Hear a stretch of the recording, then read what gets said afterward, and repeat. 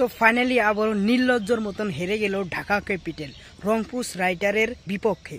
তো হয়ে গেছে আমি সফর। তো এখানে আমি কথা বলবো যে রংপুর রাইডার্স এবং কি ঢাকা ক্যাপিটাল মেগাস্টার সাকিব খানের টিম। তো মেগাস্টার সাকিব খানের টিম অনেক আশা করে মেগাস্টার সাকিব খান একটা টিম কিনছিল ঢাকা ক্যাপিটাল।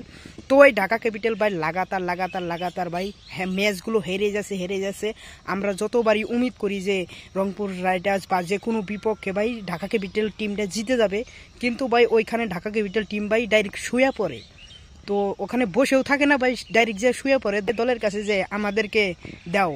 তো এটা ভাই অনেকটাই খারাপ লাগে যে যাওয়ার সাথে সাথে তোমরা শুয়ে পড়ো ঢাকা ক্যাপিটাল যে কোনো ভাই টিমের বিপক্ষে। ভাই এখানে টিমের ম্যানেজমেন্ট যারা আছে তাদেরকে ভাই একটা কথাই বলতে চাই, ভাই আপনারা প্লিজ ভাই প্র্যাকটিস করান। এইগুলো প্লেয়ারদের কি সস্তা প্লেয়ার কিনছেন, একটা প্লেয়ারও ভালো না, যেমন আরসিবির মতন হয়। আরসিবি তাও কাম ব্যাক করতে পারে, আমার মনে হচ্ছে না ঢাকা ক্যাপিটাল কাম ব্যাক করতে পারবে, কারণ লাগাতার ভাই 7 উইকেট। তো 16 ওভারে অল আউট করেছে ভাই রংপুর রাইডার্সে, ওভারে অল আউট করে ভাই 13 ওভারে ভাই অত রান বানিয়ে ভাই 3 উইকেট ফালিয়ে 13 ওভারে রান বানিয়ে ভাই জিতে গেছে রংপুর রাইডার্স ঢাকা ক্যাপিটালকে হারিয়ে। তো ওখানে ভাই মেগাস্টার সাকিব খানকে নিয়ে অনেক ট্রোল করা হচ্ছে, কারণ মেগাস্টার সাকিব খান ঢাকা ক্যাপিটাল টিমটা কিনছে।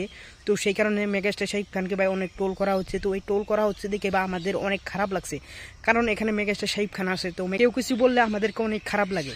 তো ঢাকা ক্যাপিটাল যদি ভালো খেলায় তো মেগাস্টার সাকিব খানকে কেউ ট্রোল করতে পারতো না। তো মেগাস্টার সাকিব খানকে আগে ট্রোল করতো মানুষে যে অ্যাক্টিং ভালো করে না, সিনেমা ভালো বানায় না, সিনেমা বস্তা বানায়। তো ওখানে মেগাস্টার সাকিব খান সিনেমাগুলো ভালো বানায় এবং কি অ্যাক্টিংও জবরদস্ত করে। তো আগে করে থেকে ভাই অনেক অ্যাপ্রুভ অনেক ভালো অভিনয় করে মেগাস্টার সাকিব খান। তো এখন মেগাস্টার সাকিব খান একটা বিপিএল দল কিনছে। তো ওই বিপিএল দল কিনে কি মেগাস্টার সাকিব খান অনেক বড় একটা ভুল করছে।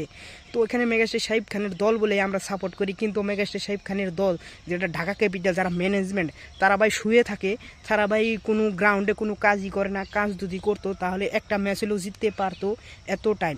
তো ভাই 7 উইকেট 2 উইকেট 47 রান 20 রান ভাই এখন ভাই 16 ওভারে ভাই অল আউট হয়ে গেছে। তো এটা তোমরা ভাই কি বলবো আর ঢাকা ক্যাপিটালকে। তো এর সাথে সাথে মেগাস্টার সাকিব খান আরও একটা কথা নিয়ে, তো এর সাথে সাথে মেগাস্টার সাকিব খান আরও একটা জিনিস নিয়ে ট্রোল হচ্ছে।